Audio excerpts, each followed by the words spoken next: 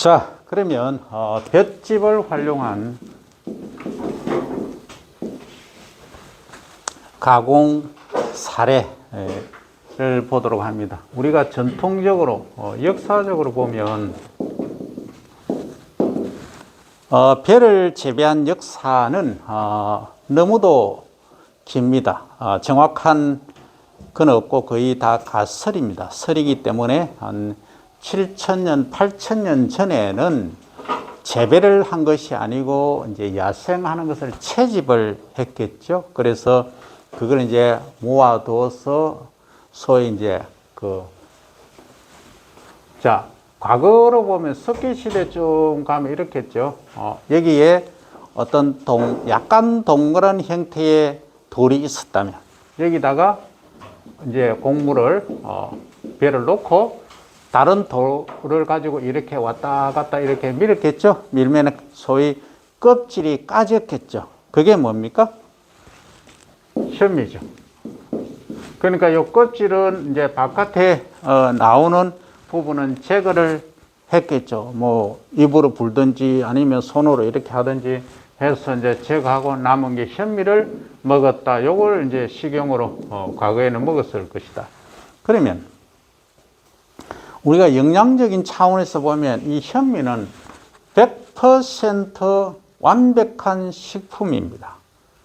뭐 우유에 필적하는 완벽한 식품인데 과거에는 그냥 에너지 차원, 성장 차원에서 밥만 먹어도 큰 문제가 없었다. 물론 아미노산 중에 라이신이 조금 부족한 게 있지만 그건 뭐 다른 걸로도 충분히 보충이 가능했다. 그래서 이 현미 하나가 완벽한 완전 식품임에도 불구하고 최근에는 이제 다 활용을 못하는 부분이 있죠. 이것은 가공 부분에서 더 다루고 이 볏짚이 이제 벼를 재배한 역사는 우리가 삼국시대 역사적으로 보면 그래요. 삼국시대로 거슬러 올라갈 수 있는 거죠. 그러면 그때부터 이제 그전에는 신석기, 구석기 이런 때는 주로 이제 토굴, 동굴, 산이 있으면 이렇게 이제 토굴, 동굴 생활을 주로 했었다고 알려져 있어요. 또 이제 움막의 형태로 이렇게 기둥을 세우고 위에다가 이제 이 나무를 걸쳐서 이렇게 덮는 TV 방송에 보면 뭐 정글 탐험 사건 이런 게 나오죠. 그런 것들이 주로 이 형태로 했었다 하는 거죠. 지금도 저기 어느 지역이라고 얘기하기는 뭐하지만 바나나 잎 같은 거 크죠. 이렇게 큰 것을 몇 개만 한 100개 정도만 따서 덮으면 한 사람이 쉴 수 있는 그 집이 만들어지는 거죠. 기둥만 튼튼하면 그렇게 했었다. 그런데 말입니다. 이 짚을 이제 이렇게 이삭이 있다 가정하고 이 짚을 비어서 이삭을 이제 탈곡을 다 한 거죠. 하고 이제 짚을 이렇게 모아서 뭘 만들었느냐? 이걸 뭉쳤어. 집에 과거의 집에 이렇게 덮개로 사용했다. 첫째 집의 덮개, 다른 말로는 지붕이 되겠죠. 이 지붕으로 사용했다는 거죠. 그 당시에는 가공법이 이거였어요. 그럼 두 번째 뭘로 사용을 했느냐? 야, 집 덮개만이 아니고 우리 집이 있는데 뭔가 바깥에서 그냥 보기는 뭐 하니까 뭔가를 요게 이제 문이 요렇게 사리문이라고 사리대로 하기 전에 얘기입니다. 짚을 요렇게 이제 세워나는 거죠. 이 울타리용으로 썼다. 뭉쳤어. 그 다음 세 번째 이제 시간이 조금 더 지나고 보니까 짚을 그냥 이렇게 하는 것보다 이렇게 하니까 뭔가 날아가 버리더라. 그때는 이 덮개를 뭘 썼겠어요? 칡넝쿨을 썼겠죠. 칡넝쿨을 썼는데 야, 짚이 어느 날 보니까 이렇게 손으로 이렇게 비비 보니까 소위 꽈지더라. 섬유질이 힘성이 있더라는 걸 발견을 했죠. 용어는 뭐 힘성이나 말을 못 썼겠지만 야, 이렇게 이제 비벼 보니까 이 뭉쳐지더라는 거죠. 뭉쳐지니까 힘이 생기더라. 그런데 유연성도 있더라 해서 만든 게 뭡니까? 석기죠. 새끼 줄을 만든 거죠. 이렇게 있으면 이렇게 여러 개를 이렇게 겹쳐서 줄을 만든 거죠. 이게 이제 일명 동아줄보다는 강도는 약하지만 동아줄의 형태를 한 그러한 게 만들어요. 그러면 이걸 갖고 뭐 했다? 이 집 위에 이제 집만 올려놓으니까 바람 불으니까 날아가 버리죠. 그래서 이걸 갖고 이런 걸 줄을 만들어서 이렇게 이제 덮어 놓는 거죠. 가장 대표적인 게 어디 있다? 제주도 가면은 전부 이 지프로 다 만들었잖아. 지프로 다 바람에, 태풍에 못 날아가게끔 해 놓았다 하는 거죠. 요게 이제 과거에 통상적으로 우리가 사용했던 이 지폐 활용법이 있다. 이게 이제 재래적인 과거의 이제 지폐의 가공법이었다, 활용법이었다. 이제 이렇게 가는 거죠. 이것이 이제 최근에 들어오면서 이 초가지붕이 민속촌하고 상관오지 빼고는 그리고 또 자연인 뭐 이런 부류 빼고는 없다는 거죠. 사라진 거죠. 우리나라에서는 사라지다 보니까 이 활용도가 없다. 그러니까 요즘은 민속놀이 하는 데 가면은 하는 게 뭐예요? 이 또 새끼 줄을 또 더 뭉쳐서 이렇게 더 크게 만들어서 뭘 한다? 이 줄다리기 하는 데서는 줄다리기. 과거에는 요즘은 뭐 다른 줄들이 많이 나오니까 그걸 활용하지만 이 과거에는 줄다리기 하는 데 썼다. 그 다음에 또 민속놀이 네 번째에서는 저 밀양에 가면은 용호놀이라는 게 용하고 호랑이 싸우는 그러면 전부 짚을 이렇게 뭉쳐서 줄을 꽈서 만든 용하고 호랑이하고 싸우는 여기에 활용했는데 엄청 크다. 그 줄다리기 하는 건 대표적인 게 영산이라고 있죠. 영산은 창녕군입니다. 그러니까 창녕군에 가면 영산 줄다리기가 아주 유명합니다. 그런 식으로 이제 이 짚을 활용한 얘기들이 나오고 있다 하는 거죠. 그럼 이것만 있느냐? 요걸 조금 더 가공을 해보자. 어떻게? 조금 더 이제 업그레이드 된, 어드밴스 된 쪽으로 가봅니다. 야, 이게 짚을, 그러니까 요 용도에서 하나 더 하면 덮개로 가보죠. 덮개. 그럼 덮개가 뭐냐? 예를 들어서 우리가 부추를 재배한다, 마늘을 재배한다, 이런 경우에는 추울 때는 얘들이 동해를 입을 수가 있어요. 그러면 이렇게 마늘이 있다, 부추가 있다 하면 여기다가 이제 덮개로 쫙 이렇게 깔아주는 거죠. 그러니까 동해를 입지 않고 덜 입고 뿌리가 잘 자라더라. 나중에는 얘가 또 거름이 되어서 썩어서 거름으로 활용이 되더라. 비료로 쓰이더라. 그런데 말입니다.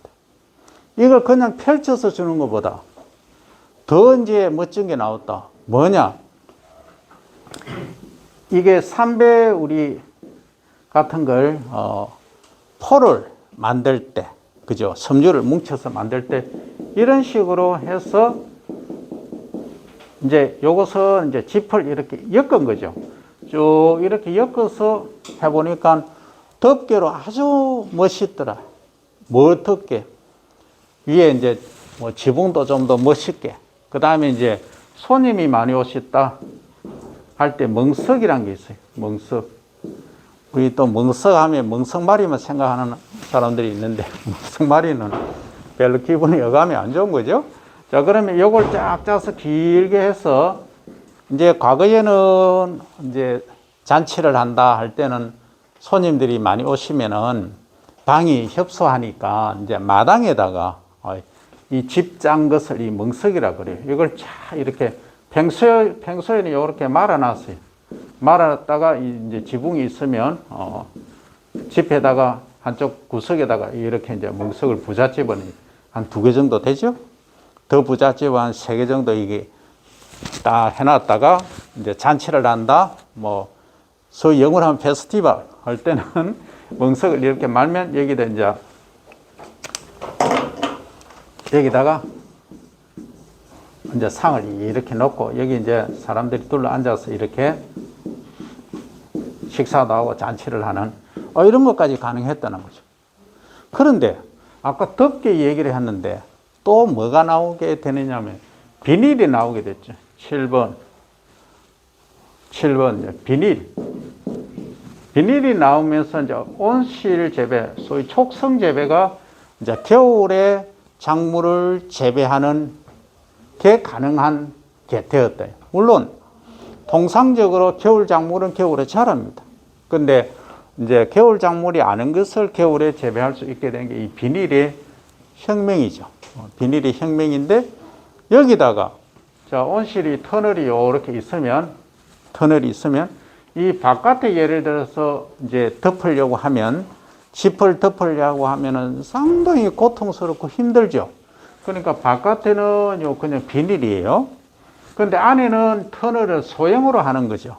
하니까 여기 이제 짚을 이렇게 안에 비닐 덮고 짚을 덮으니까 온도가 요게 한 5도 정도씩, 사실은 3도라고 표현하지만 5도 이상 이렇게 온도를 높여주는 역할을 합니다. 케이스 바이 케이스입니다. 그 다음에 요걸 하니까 온도가 한 10도씩 이상 올라가는 거예요. 겨울에. 그러니까 마이너스 바깥에는 5도씨인데 이 안에는 한 10도씨 또는 뭐 5도씨, 5에서 10도씩 이렇게 유지가 되는 거예요. 그러니까 겨울에 이제 동해를 잊지 않는 효과를 가져왔던, 이렇게 이제 거적이라고 해서 거적.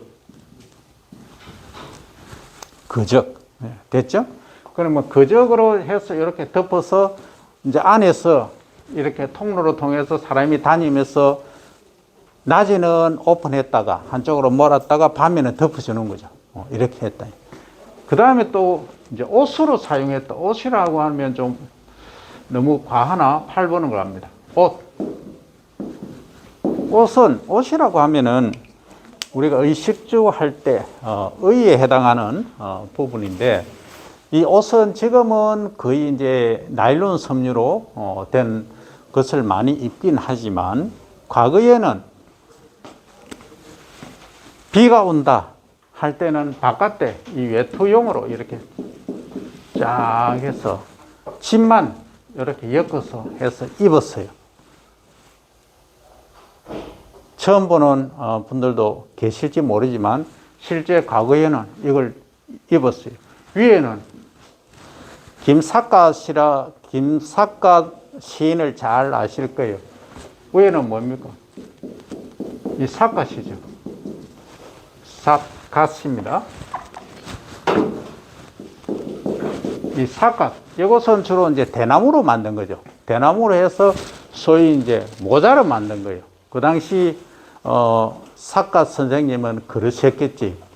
이제 불효를 저질렀으니까 또는 불충을 했으니까 하늘을 보기가 부끄럽다 해서 이제 아예 하늘을 안 보도록 이 삿갓을 썼다는 뭐 여러 가지 유래가 있지만 그런 얘기들이 있습니다. 이것은 주로 이제 대나무를 활용해서 많이 했고, 요 안에 아래쪽에 비가 올 때 입는 옷을 우장이라고 하네요. 우장, 비우자.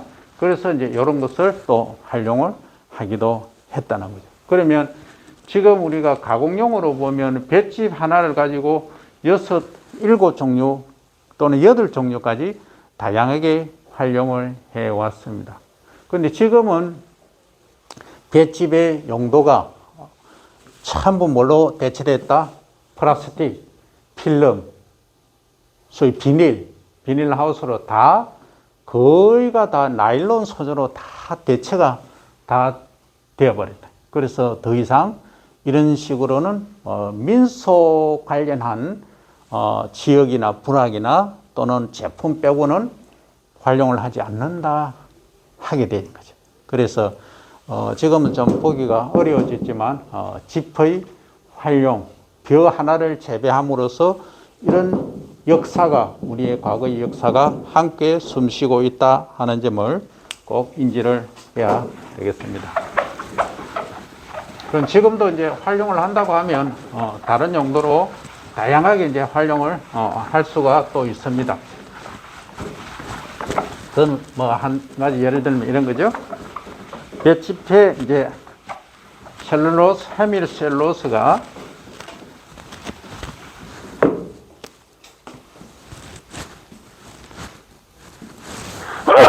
익숙해집니다.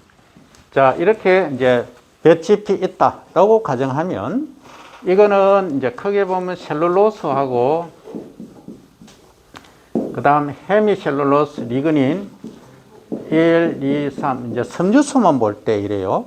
이 세 가지로 구성이 되어 있었는데 과거에는 이 셀룰로스가 3분의 1을 차지해서 얘만 분해를 해서 가축의 사료라든지 이렇게 주로 이용을 했다는 거죠. 근데 최근에는 뭐 노보하는 뭐 회사 이런 회사에서 미생물 그 효소 있죠.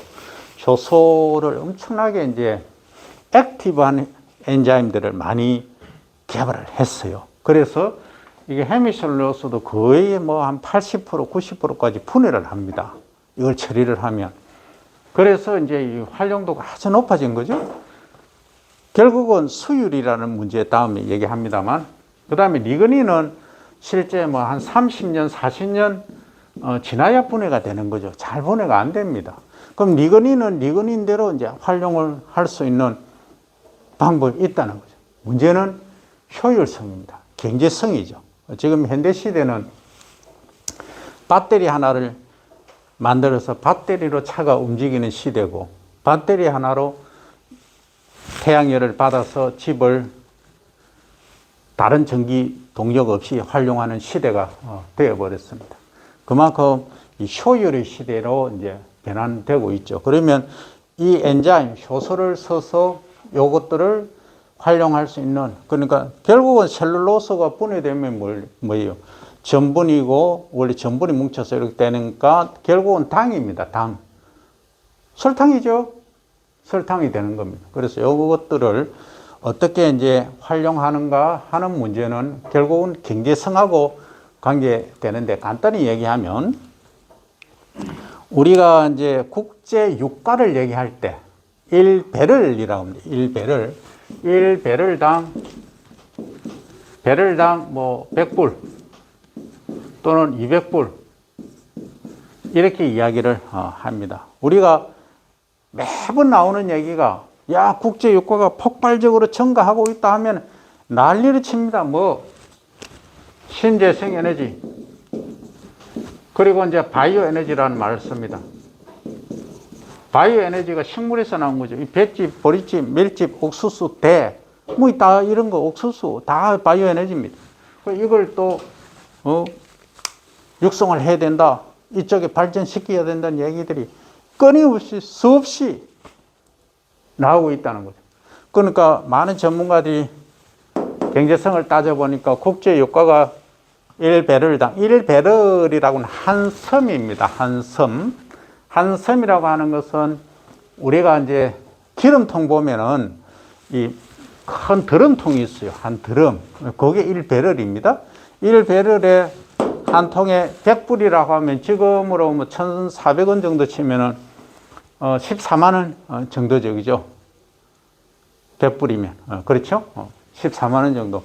그 정도 선에서 마지노선을 정해놨습니다. 통상적으로. 과거에는 150불이라고 했어요. 150불이면 지금보다 엄청나게 더 비쌌죠. 그러니까 지금은 그만큼 기술이 좋았다. 그러면 결국은 이거 가지고 볏짚, 보리집, 밀집을 가지고 뭘 만든다는 얘기. 결국 에너지를 만드는 거죠. 결국은 당을, 그러니까 이 섬유수를 가지고 당을 만들어서 당을 발효시켜서 뭘 한다? 결국 술을 만드는 거죠. 에탄올을 만드는 거죠. 그럼 에탄올을 만드니까 이 에탄올을 투입해서 자동차가 달리게 하는 술차가 되죠. 일명 술차. 에탄올 차죠. 이렇게 활용을 할 수가 있다. 그래서 지금은 뭐 간단히 얘기하지만 전 세계적으로 이 볏짚류, 그죠? 또는 이제 우리가 임야, 산을 가꾸다 보면 뭐 밑깎이라는 게 있어요. 밑깎이. 그 나무가 잘 자라게 하려고 하면 주변에 지면에 장애되는 요인들이 적어야 됩니다. 그걸 소위 이제 베어주는 거, 그 밑깎이라 그래요. 그리고 나무가 수령이 이렇게 쫙쫙 잘 자라게 하기 위해서는 가지치기를 잘 해야 돼요. 그걸 이제 가지치기 하는데, 거기에서 나오는 인산 부산물이 엄청나다는 거죠. 그게 그 양이 우리가 사우디니 어디니 뭐 생산되는 그 화석 연료 또는 석유 이런 것도 다 이제 화석 연료죠. 이런 것들에 필적할 만한 양이 된다는 거죠. 그래서 이걸 이제 어떻게 앞으로 해석해야 되고 가야 될지는 참 난해합니다. 왜냐하면 지금 이제 우리 지구가 요렇게 이제 23.5도 기울어져 있는데 이 지구가 소위 글로벌 워밍하고 있다. 더워지고 있다. 뭐 때문에? 주로 핵심은 CO2죠. CO2 농도가 증가한다. 과거에 300ppm에서 지금 400ppm, 그러면 지금 뭐 500ppm으로 치닫고 있다. 500ppm 이렇게 가버리는 600ppm 가버리면 해수면의 높이가 이제 결국 높아져서 우리 인간이 살 곳이 과연 어디에 있을까? 지구는 사막화되고 그렇게 돼가는 거예요. 생물 종은 줄어들고 그래서 상당히 이제 다시 한번 생각해 봐야 될 문제다. 그래서 소위 탄소 지로 글로벌 워밍을 막기 위한 정책들이 전 세계적으로 진행이 되고 있습니다. 그럼 우리가 가야 될 길은 이 길입니다. 이 길을 외면하고 가는 순간 국제적으로 도태될 수밖에 없다 하는 점이죠. 그래서 우리도 이제 생활 실천 면에서 하나하나씩 해 나가야 됩니다. 그러면 가능하면 대중교통 이용하고 가능하면 차도 탄소를 줄이는 차량을 활용할 수 있는, 그리고 우리 이제 벼 연구자 입장에서 보면 어떻게 하면은 이제 벼 재배하는 데서 이 메탄의 농도를 발생을 줄일 건가 하는 거죠. 이걸 줄여야 돼요. 이게 이제 같은 농도 양일 때는 요게 이제 CH4가 20배나 지구 온난화를 가속화시킨다. 그렇게 알려져 있어요. 그래서 이 벼 재배에서 메탄을 줄이는 재배법, 그리고 더 나아가서는 우리가 수자원이 부족한데 벼를 재배하면서 물을 토양 속에 지하수로 투입시킬 수 있는 기술, 이런 것들이 더 추가적으로 개발되면 우리 지구는 온전하게 유지될 수 있다. 그래서 여러분들이 이제 생각을 할 때 항상 염두에 두어야 될 것은 단순하게 하나만 생각할 것이 아니고 전부 큰 틀에서 앞으로 어떻게 흘러가겠느냐. 지금 시대가 뭐 하늘을 나눈 오토바이까지 나온 시대지 않습니까? 그러면 결국은 전기를 생산하는 거에서 전기 배터리나 이런 쪽으로 AI 쪽으로 다 흘러가는데 거기서 우리의 역할이 뭐냐, 할 일이 뭐냐, 이게 농산물 가공하고 무슨 관계가 있느냐. 결국은 이런 것들이 전부 엔자임 효소, 바이오 쪽에서 개발이 되면은 에탄올을 만들고 에탄올이 결국은 화석 연료를 또 대체할 수 있는 그런 역할까지 하게 된다 하는 겁니다.